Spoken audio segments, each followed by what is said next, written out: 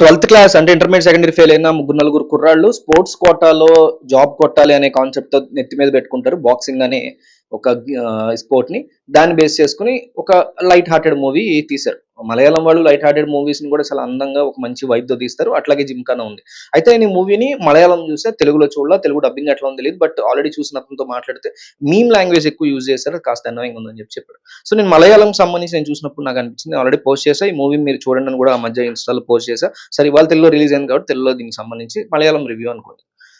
So మనోళ్ళు అంటే ఇప్పుడు యువత ఉన్నారండి. ఏ రాష్ట్రంలో అయినా సరే, దేశంలో లేదు ప్రపంచంలో యువత ఉన్నారు. యువత ఏమేం చేస్తారు? అమ్మాయిలు, కాలేజు, అల్లరి, స్పోర్ట్స్ ఇట్లాంటివే కదా. అలాంటి ఒక లైట్ హార్టెడ్ కాన్సెప్ట్ ని భలే తీసుకుంటారు. ఇప్పుడు ప్రేమలో ఉంది. ప్రేమలో ఎంత క్యూట్ వైబ్ ఉంటుందో.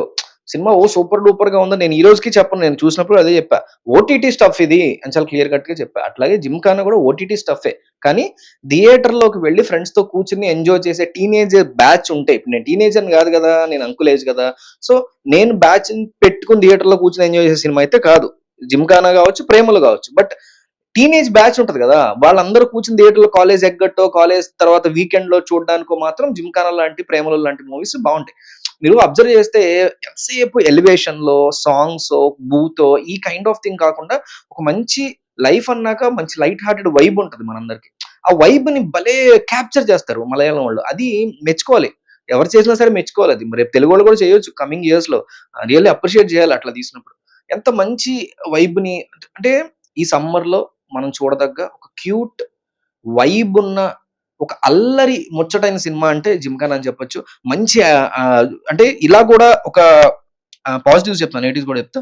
ఇలా కూడా ఒక బాక్సింగ్ సినిమాని చూపియొచ్చా? మనకి ఎట్లా ఉంటది బేసిక్‌గా 'తమ్ముడు' సినిమా ఇలాంటి ఇవన్నీ చూస్తాం. 'గౌతమ్ ఎస్.ఎస్.' ఇవన్నీ ఎట్లా ఉంటాయంటే అల్టిమేట్‌గా హీరో లాస్ట్‌కి గెలిచేయడం ఇలాంటివి ఉంటాయి. ఆ కైండ్ ఆఫ్ థింగ్ కాదు ఇది. ఇదంతా సో డిఫరెంట్ జోనర్‌లో డిఫరెంట్ కైండ్ ఆఫ్ ట్రీట్‌మెంట్ చాలా డిఫరెంట్‌గా తీశారు. ఇట్లా కూడా తీయొచ్చా అని ఇలా తీశారు. అట్లాగని యాక్షన్ సీక్వెన్సెస్ ఏం లేకుండా కాదు. అవి కూడా చాలా లావిష్‌గా, పాష్‌గా సినిమాటోగ్రఫీ బావుంది. సినిమా ప్రొడక్షన్ వాల్యూస్ బావున్నాయి. కాస్టింగ్ చాలా బాగా కుదిరింది. ఆహ్, సినిమాతో ఒక వైబ్ ఉంటది. ఆ వైబ్‌తో మనం డెఫినైట్‌లీ మ్యాచ్ అవుతాం. అట్లాగని థియేటర్‌కి కంపల్సరీ ఎళ్లి ఎగబడి చూడాల్సిన సినిమా అని నేను అనను. ఎందుకంటే సెకండ్ హాఫ్‌లో సినిమా ఎటెళ్తుంది అనే దగ్గర కాస్తంత డిఫరెన్స్, కాస్త కన్‌ఫ్యూజన్ అనేది డెఫినైట్‌లీ ఏర్పడింది. అండ్ క్లైమాక్స్ ఈ మూవీకి పాజిటివ్, నెగెటివ్ గూడా. ఎందుకంటే పాజిటివ్ ఎందుకంటున్నానంటే ఇందాక చెప్పా గదా!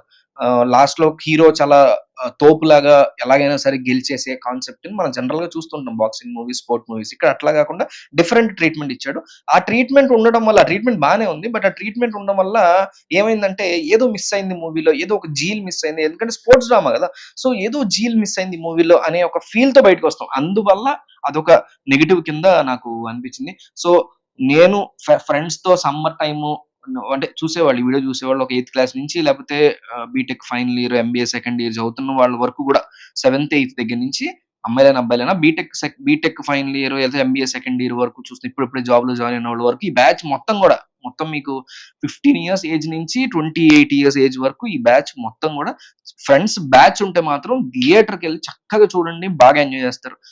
ఏజ్ దాటిందా ఫ్యామిలీస్‌తో ఎళ్లి చూసి ఎంజాయ్ చేసే సినిమా గాదు. ఓటీటీ కోసం వెయిట్ చేయండి. వచ్చేస్తది త్వరగానే ఓటీటీకి. సో ఇది 'జిమ్‌ఖానా'కి సంబంధించినటువంటి బట్ ఫ్రెండ్స్‌తో వెళ్లి చూసే అవకాశం ఉంటే మాత్రం చూడండి. చక్కగా మంచి కొన్ని కొన్ని సీన్స్ చాలా బాగా ఎంజాయ్ చేస్తారనిపించింది. ఆల్రెడీ ఎవరైనా చూసుంటే మీకేమనిపించిందో మీరు కామెంట్ చేయండి.